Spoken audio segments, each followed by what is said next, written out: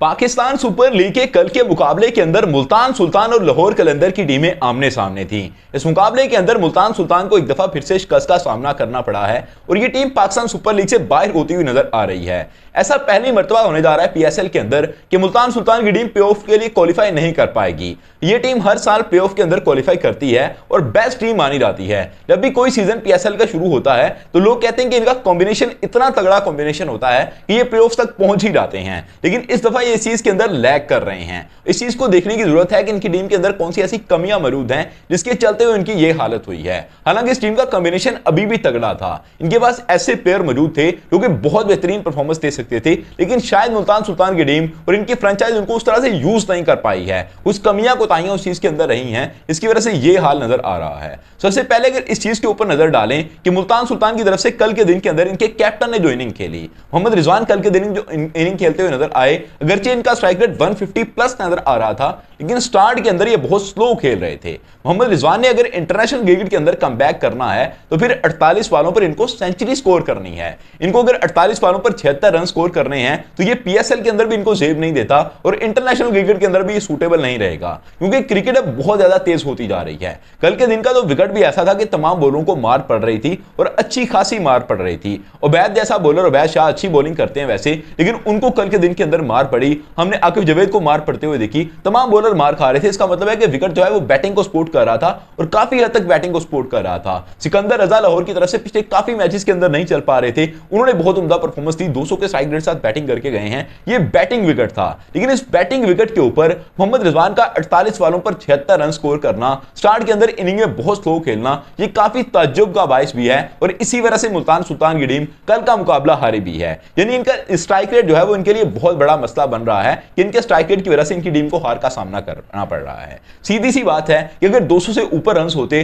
तो फिर चीजें सॉर्टेड थी, लेकिन कल के दिन के अंदर इन्होंने बाद में बात कर दी मैच के बाद कि 15-20 रन हमारे कम थे। ये बात करना मैच के बाद बहुत इजी होता है, लेकिन मैच से पहले इस चीज को डिसाइड होना चाहिए कि इस तरह का विकेट है, इसके ऊपर इतने रन हो सकते हैं, इस तरह की क्रिकेट की टेक्निक के साथ हमें खेलना है। इस चीज को मोहम्मद रिजवान को कॉपी करना होगा, इस चीज को उठाना होगा, उसके बाद ही टीम के अंदर बेहतरी आ पाएगी। दूसरे नंबर पर जो चीज है ये उस्मान खान की बैटिंग है। उस्मान खान को टीम के अंदर इस तरह से दाखिल किया गया हुआ है, पिछले सीजन के अंदर अगरचे इन्होंने बहुत उम्दा परफॉर्मेंस दी थी, लेकिन इंटरनेशनल क्रिकेट के अंदर इनका पूरा साल जिस तरह से गुजरा, डोमेस्टिक के अंदर इस तरह से इनका साल गुजरा, हमने ये चीज देख लिया कि उनके अंदर इतना टैलेंट नहीं है, इतनी उनके अंदर ताकत नहीं है कि बाउंड्रीज लगा सकें। उस्मान खान विकेट के ऊपर सिर्फ दौड़ते हुए नजर आते हैं और वो भी सिंगल डबल लेने के लिए नहीं, बल्कि जिस वक्त बॉल को खेल रहे होते हैं। हमने इंटरनेशनल तौर पर हमने देखा है कि क्रिकेट के अंदर इनको डांसर कहा जा रहा होता है कि he is dancing on the wicket. यहां तक सिचुएशन आन पहुंची है कि पाकिस्तान को ऐसे बैटर को टीम के अंदर शामिल करना पड़ रहा है और पाकिस्तान सुपर लीग के अंदर भी इन्होंने इस वक्त ऐसी ही परफॉर्मेंस दी है।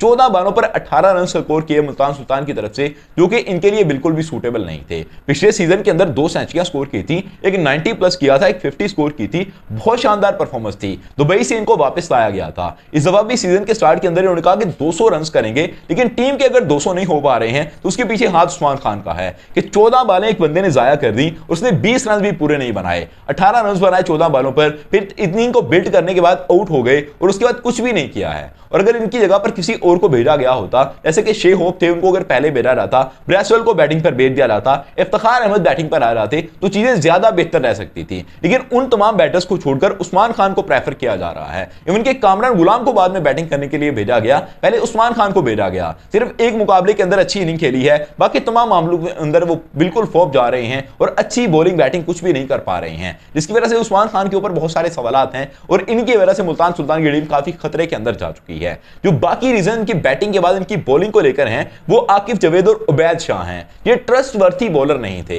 इनको आप मेन बॉलर्स के तौर पर लेकर नहीं चल सकते। अगर ये साइड बॉलर हो सकते हैं, आपके स्पोर्टिव बॉलर हो सकते हैं, लेकिन इनको मेन बॉलर्स के तौर पर लेकर चलना, खासतौर पर आकिब जवेद के ऊपर इतना ट्रस्ट करना मेरे ख्याल से ठीक नहीं है। अभी इनको डोमेस्टिक के सीजन के अंदर जरा मार पड़ने दें, इनको जरा बॉलर बन लेने दें, उसके बाद इनके ऊपर इतना ट्रस्ट करें, फिर इस चीज को एक्सेप्टेबल माना जा सकता है कि आप इस चीज को एक्सेप्ट कर लें कि आपने बॉलर्स के ऊपर ट्रस्ट किया था लेकिन उनको मार पड़ गई। अब कल के दिन के अंदर देखेंगे उबैद शाह के ऊपर इतना ट्रस्ट किया था मोहम्मद रिजवान ने, उबैद शाह को उन्होंने रोक के रखा हुआ था, उनके ओवर्स को बचा रहे थे, जाकर उनको 18वां ओवर दिया और उस ओवर के अंदर उनको आपने देखा कि 3 बाउंड्रीज लगी हैं। उस ओवर के अंदर 3 बाउंड्रीज लगना बनता नहीं था। ये उनके लिए बहुत बड़ा सबक भी है, पाकिस्तानी टीम के लिए सबक है, पाकिस्तान की ऑडियंस के लिए सबक है, सब लोगों के लिए इस चीज के अंदर सबक शामिल है। लेकिन खुद इस चीज के ऊपर मोहम्मद रिजवान को गौर करनी चाहिए कि क्या ये बॉलर इस काबिल है, क्या इसके पास इतना टैलेंट, इतना एक्सपीरियंस है कि इसको यहां तक बचा कर रखा जाए, या इसके ओवर निकालकर हमें और बॉलर के ऊपर जाना चाहिए था। क्योंकि आपको बहुत ज्यादा तवक्कल है अगर इन बॉलर्स के ऊपर, फिर इनको प्रैक्टिस भी वैसी करवाइए।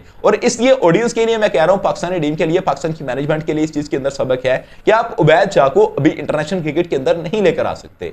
हम लोगों ने यह बनाया हुआ था अपना नजरिया कि उबैद शाह ने बहुत अच्छी परफॉर्मेंस दे दी, आकिफ जवेद ने बहुत अच्छी परफॉर्मेंस दे दी, अब इनको इंटरनेशनल क्रिकेट के अंदर लेकर आना है। लेकिन अभी वो उस चीज के लिए तैयार नहीं हुए हैं, क्योंकि इंटरनेशनल क्रिकेट के अंदर पहले ही पाकिस्तान के पास ऐसे बॉलर नहीं है क्योंकि बिल्कुल बच बच के चल सके, और इतने तगड़े बॉलर हो जैसे कि मिचेल स्टार्क बॉलिंग कर रहा होता है, तो उसके साथ अगर किसी बॉलर को लगाया जाए तो फिर हम कहते हैं कि अगर इसको मार पड़ भी गई तो कोई मसला नहीं है, दूसरा बॉलर आकर संभाल लेगा। लेकिन पाकिस्तान के पास मेनली ऐसा कोई बॉलर नहीं है क्योंकि खुद को बचाने के अंदर कारसाज हो सके। तो अगर वही अपने काम के अंदर कारसाज नहीं है, फिर ऐसे बॉलर्स को डालकर टीम की तबाही करने वाला हाल होगा। तो इसलिए इनको 1 साल तक टेस्ट करना चाहिए दोनों बॉलर्स को, और आने वाले साल के अंदर इनको ट्राई किया रहा है। मुल्तान सुल्तान की टीम के अंदर मोहम्मद रिजवान का लो स्ट्राइक रेट है, और उस्मान खान की जो बैटिंग है वो तबाहकुन चल रही है अपनी टीम के लिए ही, इसकी वजह से इनका नुकसान हो रहा है। और बॉलर्स के अंदर मैंने आपको बता दिया कि उबैद शाह हैं, आकिफ जवेद हैं, ये इतने ट्रस्टवर्थी बॉलर नहीं है, इनको इतना ट्रस्टवर्थी नहीं माना जा सकता था जितना इनको मानकर जाला चल रहा है, और इसी वजह से नुकसान हो रहा है। अगर इनको इतना ट्रस्टवर्थी ना माना गया होता तो शायद नुकसान इतना ज्यादा ना होता कि मुल्तान सुल्तान की टीम अगर बाहर होने को है, अगले 4 मुकाबलों में से एक भी मुकाबला हारती है तो ये प्लेऑफ्स की दौड़ से बाहर हो जाएंगे। तो इसके पीछे रीजन इनके बॉलर भी हैं, इनके बैटर्स भी हैं। लेकिन दूसरी तरफ लाहौर कलंदर के बॉलर्स को देखिए, उनके बॉलर्स के अंदर भी शहीन शाह अफरीदी तो अच्छी बॉलिंग कर रहे हैं, लेकिन हमने हारिस रऊफ को देखा है कि इस सीजन के अंदर वो बहुत पिटते हुए नजर आ रहे हैं। अगरचे वो एशियन कंडीशन के अंदर कभी भी बहुत अच्छे नहीं रहते हैं, पिछले 2-3 साल से उन्हें मार पड़ रही है। साल 2024 के हमने वर्ल्ड कप के अंदर देखा था, इंडिया के अंदर खेलने के लिए गए थे, फिर हमने T20 वर्ल्ड कप के अंदर देखा था, बहुत सारी जगह पर हमने देखा है कि इनको मार पड़ रही होती है। लेकिन आप ये देखिए कि एशियन कंडीशन के अंदर बहुत बुरी बॉलिंग इस वक्त वो कर रहे हैं।